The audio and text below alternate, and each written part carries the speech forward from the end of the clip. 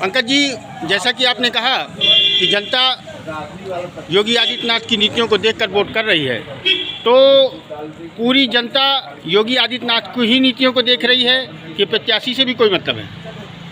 वैसे भी हमारी पार्टी के जो सिंबल है, सबका साथ, सबका विकास, सबका प्रयास, सबका विश्वास के साथ में आगे बढ़ने वाली है। और जो योगी आदित्यनाथ जी का लक्ष्य है और नरेंद्र मोदी जी का उत्तर प्रदेश में लक्ष्य है, 350 का इस बार नारा दिया, 300 प्लस का जो नारा हमारा है, और उसको पूरा समर्थन पूरी जनता, यहाँ की जो मतदाता इतने जागरूक हो चुके हैं, हम लोग उनके पास जाएं भी ना, वो हमको खुद फ़ोन कर करके पूछ रही, भाई साहब आप कहाँ हैं, हमारी पर्ची कहाँ है, खुद पूछ रही है हमको जो है कमल वाले खाने में वोट करना है।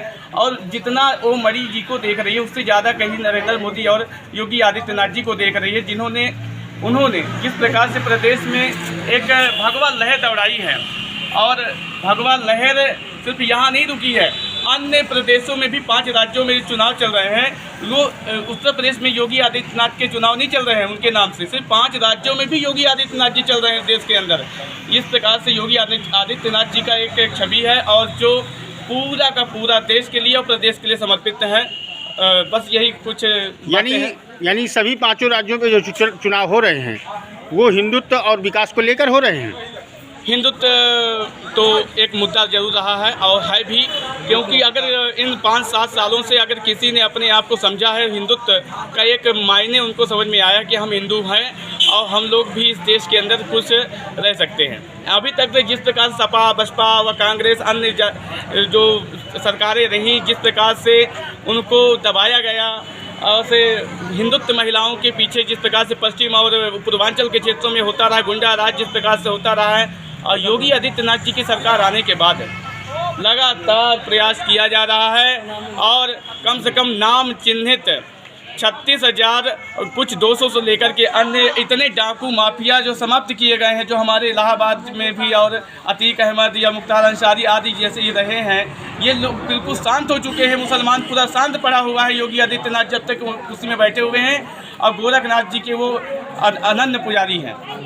धन्यवाद पंकज जी।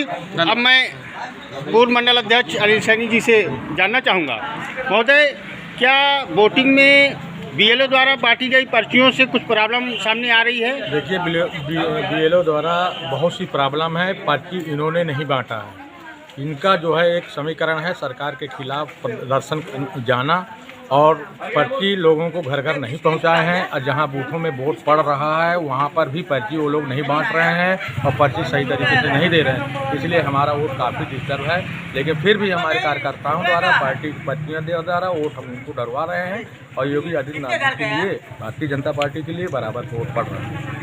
आगे नगर पालिका से सभासद चुनूराम सैनी जी से हम जानना चाहेंगे कि क्या बीएलओ द्वारा जो पर्चियों को नहीं वितरण किया गया, उसके विषय में बीएलओ की क्या मानसिकता है? बीएलओ की मानसिकता यही है, पर्चियाँ कल जो है मैंने 3 बार फ़ोन किया अपने वार्ड के बीएलओ को, एसडीएम साहब को भी किया। एसडीएम साहब ने कहा कि मैं तहसीलदार महोदय के भेज रहा हूँ।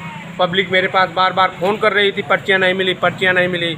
मैंने कहा अभी भी कहा जाएगा कि पर्चियाँ क्यों नहीं बांटी, वो कह रहे हैं पर्चियाँ हमने बांट दिया। इसका बहुत बड़ा प्रभाव पड़ रहा है, पब्लिक भटक रही इधर उधर। क्या डीएम साहब को भी इस विषय में कोई जानकारी उपलब्ध कराई गई? डीएम साहब को नहीं कराई गई, एसडीएम साहब को कराई गई। एसडीएम साहब को कल मैंने फ़ोन किया था, तो एसडीएम साहब कह रहे थे तहसीलदार महोदय को भेज रहा हूँ मैं। धन्यवाद सभासद जी। जी।